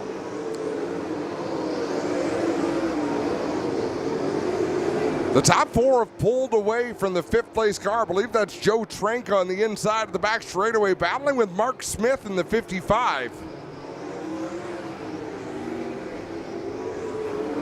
Dylan Westbrook in the 47X in that mix as well. He looks to the inside of Trenka.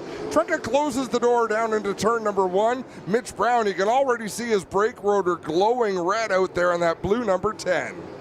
Yeah, he gets the nickname Downtown Mitch Brown because he likes that lower inside line sometimes. Trouble down off of corner 4 for the 13 of Corey Turner. That car will break and pull off into the infield. He'll roll up onto Mr. Transmission victory lane. He is out of harm's way. I believe we will stay under green out in front. Christopher Bell starting to extend that advantage. And Greg, we're only about 2 laps from lap traffic. Problems for Jim Hoopinen in the Ohsweken Speedway number 0. Oh, what a shame for Jim Hoopinen. Been so strong all night from the heats on out. And he is coasting up the high side of 1 and will not be able to make it to the pit area. So we're under our first caution flag with 5 laps up on the scoreboard. 25 left to go. There we see the red rocket. And that is Jim Hoopinen in the Glenn Stiers own 0 machine. How fair is it when 2 brothers go racing? One of them's nickname is the Fenwick Flyer and the other is Red Rocket, which I can't listen to without giggling just a little bit.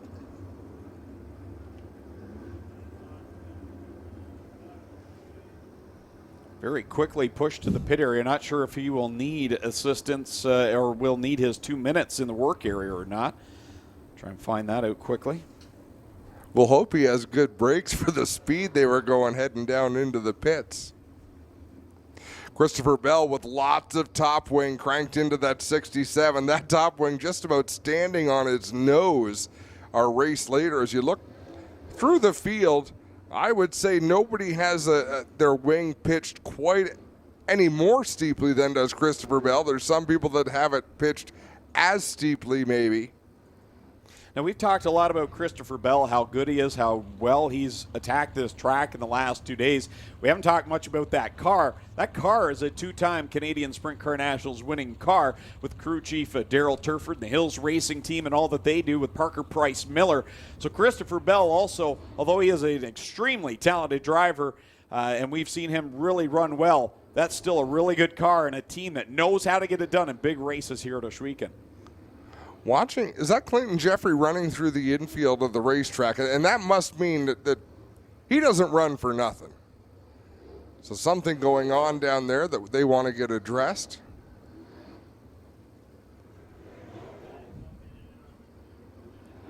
Parker Price Miller, the most recent Canadian Sprint Car Nationals winner in 2018. With one of my favorite nicknames in racing, the law firm, Parker Price Miller. Fabulous nickname.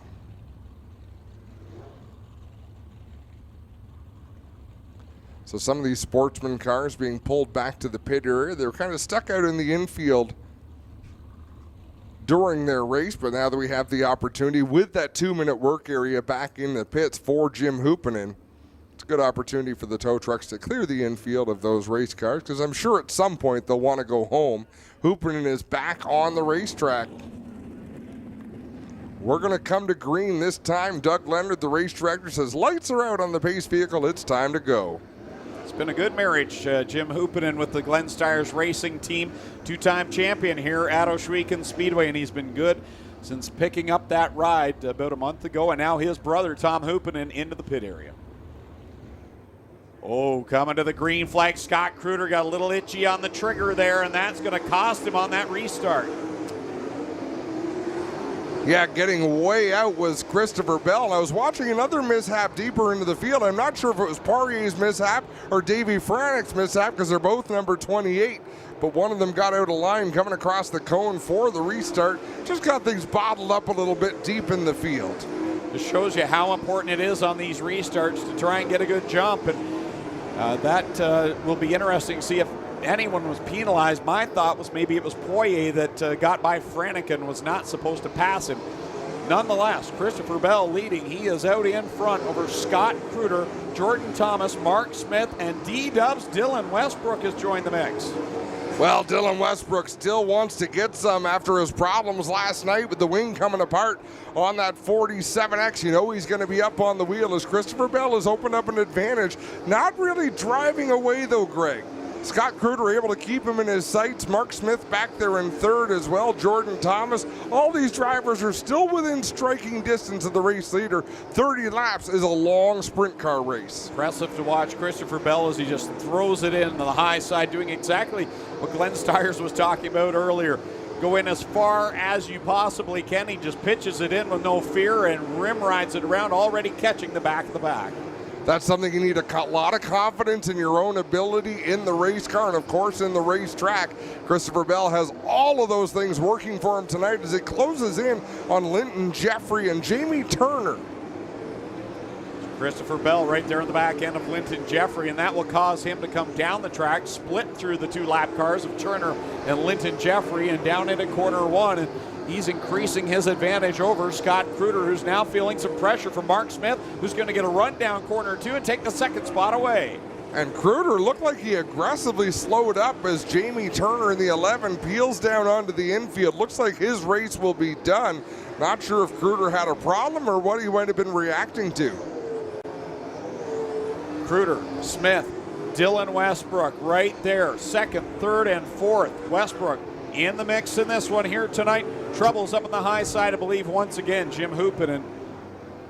Hoopinen way up out of the groove on turn number 4, comes to rest on the outside of the racetrack.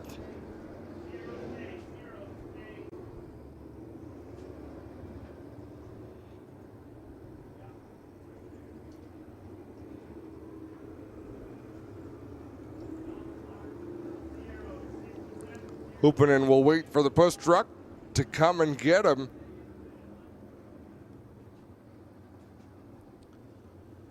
So on the caution here on lap number 12 of 30 here tonight. Christopher Bell leads over Mark Smith. Scott Kruder third. Dylan Westbrook fourth. Jordan Thomas fifth.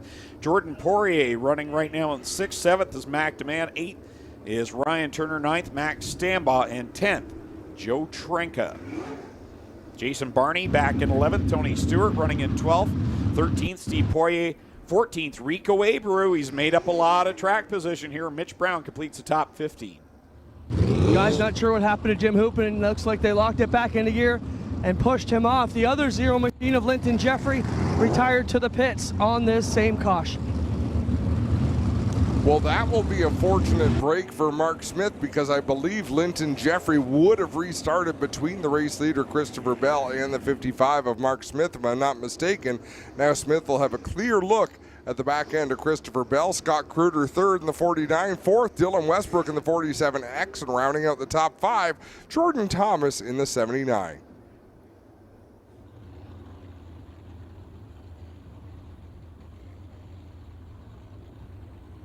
Coming back to the green flag, and we'll see if things are a little cleaner than the last restart. Work it down the banking. Wow, what a line by Christopher Bell. That was aggressive. Cranked it hard to the left, down the hill, got a run, but not enough to keep Mark Smith from throwing a slider into turn number 1. Mark Smith to the lead, Christopher Bell going back to the inside. He'll slide up in front of the 55 to take the lead back. Bell has it, but Smith not going away. The Sunbury, Pennsylvania driver digging down deep on the inside line. Here he comes up in front of Bell. He'll put the slider on. Bell now will look back down low, going down the back, stretching into corner 3. Jordan Thomas with a big restart in that 79, jumped up into the 3rd position. Dylan Westbrook trying to get it back. Another slider by Mark Smith on Christopher Bell. What a battle at the front. Out in front, it's Smith over Bell. Bell gets a great run off of 2. Down to the inside he goes. Down to the bottom in corner number 3. Now he'll pull the slide job. But Smith now down, back to the bottom. He'll try to return the favor and does. Crossover move by Mark Smith as they reach the halfway point of this 30-lap Northern Summer Nationals feature event. Down the back stretch another time. Mark Smith, he's been so close to victory here, yet has not been able to do it. Christopher Bell wants to keep it that way. Around the outside, Smith shuts the door at the line. What great finesse by both of these drivers. Absolute understanding of where their race car is, where their competitor is, showing a little bit of respect right now, as I think as the laps wind down, you got to throw that out the window at some point. They might erupt there in turn number 4. Wow, you don't get any closer than that without wrecking, as Tony Stewart now pulls the 14 off. What a battle at the front. Bell on the outside takes the lead back. Christopher Bell has found something on that exit of turn 2 where he's able to find some grip and really get a good run. But don't look now. Here comes Dylan Westbrook in the 47X. Yeah, he's right there, and if anyone has a better chance of catching these two here locally than Dylan Westbrook, I'm not sure who it would be. He's right there. He can see the top 2, and he's closed ground now on Mark Smith. Man, he drove that car hard into turn number 3. Christopher Bell extending that advantage. Look at the traffic looming for these race leaders. Once they hit this lap traffic, they might stay in it for the rest of this race. Jordan Thomas is right there as well. He's working the inside line. Everyone else in the top 5 up at the high side of the track, but it right now is Jordan Thomas making it work on the bottom. Dylan Westbrook in that 47. What a line he is running. What a battle. Christopher Bell is getting away, but the battle for second rages on. Mark Smith in that 2nd position. Right behind him, of course, Jordan Thomas in the 79. Dylan Westbrook in the 47X. So the leader, Christopher Bell, able to pull away in lap traffic here. Mark Smith has a couple of lap cars between he and the leader. And then it's Dylan Westbrook in 3rd, who's trying to hold off Jordan Thomas and Jordan Poirier. Mark Smith's got to find something in that 55. Right now, Christopher Bell doing a great job picking his way through this traffic. He just got around Jared Zimbardi in the 35. Right in front of him now, I believe, is last night's winner, Rico Abreu in the 24. No, I'm wrong. That's the 10 and Mitch Brown. My mistake. But Rico's not too far from going a lap down. He's about a straightaway away from Christopher Bell. So last night's winner struggling here tonight to keep pace with the top 5. A vastly different racetrack. 6 laps to go this time. Christopher Bell continues to lead Mark Smith. He is not giving up. keeping about the same distance back as he has been the last few laps. He just needs one good break here.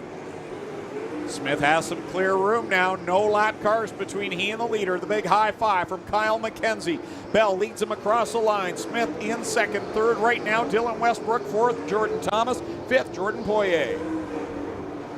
Jordan Poirier having a nice run. The young driver from Quebec, giving that 28 machine a good ride. It's Christopher Bell still out in front over Mark Smith. There's nothing between them. No lap traffic between Bell and second place Smith. A few more cars ahead of him. He is not clear of the traffic yet. Going by for the fourth spot is Poirier. It's not Steve, though. Jordan Poirier having a fantastic run here tonight in that 28 car. He is up to the fourth spot, tracking down Dylan Westbrook. Christopher Bell on the outside got around Aaron Turkey. It almost looked like Turkey was about to pass him back as he sails it into 3. That is a treacherous corner when you run that hard into the turn. What a slide job for the third position. Jordan Poirier trying to clear Dylan Westbrook. Just about put it in the fence. Wow, that was intense there. Dylan Westbrook remains in third, this time by. White flag comes out for Christopher Bell out of Norman, Oklahoma. One more lap. Can he hold off Mark Smith? To the extreme outside in 1 and 2. He's still dealing with traffic, but he's been dealing with it almost all race long. Off of corner 3 and 4. Looks like second time is a charm. Ring the bell. Christopher Bell gets the win here at Ohsweken Speedway. Mark Smith second at the line. Dylan Westbrook third. Jordan Poirier fourth. And Jordan Thomas will complete our top 5. Max Stambaugh, Steve Poirier, Ryan Turner, Mac DeMann, and Davey Franick complete the top 10. What a race it was. What a show for these fans. Christopher Bell. It was slide job city here at the Big O tonight, Greg. Back and forth with Mark Smith. Slide jobs, crossovers, maybe a little bit of rubbing at one point, but a whole lot of respect among these race car drivers. And what a feature event. And what a question we've got to pose to young Christopher Bell. He is locked into the Canadian Sprint Car Nationals in September. Rico Abreu takes home night 1. Christopher Bell gets the win on night 2 of the Northern Summer Nationals, brought to you by Burger Barn, Aero Express, Nitro 54 Variety, and Bradshaw Brother Fuels. The top 3 head down to Mr. Transmission Victory Lane. What a top 3 it is, as Christopher Bell parks the victory games. Hills Racing number 67 down on the concrete pad. And as I said before, this team no stranger to big money races here at the Big O. Hills Racing, 2-time Canadian Sprint Car Nationals winners. And here's Christopher Bell up top, the winner. Here tonight, Clinton Jeffrey down in Mr. Transmission Victory Lane. Well, Ohsweken Speedway, how about a big Ohsweken Speedway, Mr. Transmission Victory Lane welcome for Christopher Bell.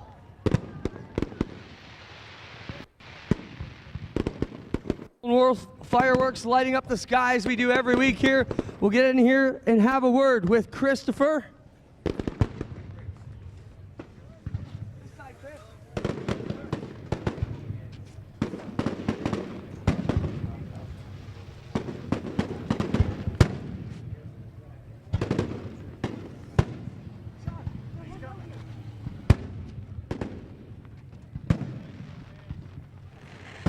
He works his way around the front of the car. You can hear you now, Ohsweken. How about it for Christopher Bell? Christopher, what a drive here tonight. You got to be pretty pleased with how the night went, man. Last night you were lightning quick, didn't quite put the finishing touches on it, but tonight you sure did. Yeah, this thing was a ton of fun to drive. The track is, man, it's awesome whenever it's like that. You could kind of run wherever you wanted to run. So both nights had a totally different track, and both of them were really fun to race on. So thank you to Ohsweken Speedway for bringing me out here. It's a ton of fun to get to go to new places, and the guys here with Glenn, and yeah, Glenn does a great job taking care of me. So thank you. Talk about that run with you and Mark Smith, man. That went on for a long time, slide job after slide job, within inches of each other. Yeah, we were racing pretty close there, and I felt like if I could ever get my momentum up, I'd be okay. But whenever I saw 55 on the board, I knew that this is his deal, you know, really slick. And thankfully, my car was good enough where I could hold him off. There you have it. Christopher Bell gets it done here on All North Racing, powered by Pinty's. The big star gets it done. Happy young man down there, and we were very happy to have him here at Ohsweken Speedway. Gets the win on night number 2. Clinton Jeffrey ready down there with 2nd and 3rd place. Well, we got Mark Smith here. Mark, what a difference 24 hours make, man. You junked a car so bad last night and came back and almost won it tonight with one of the best in the business. You got to be pleased tonight.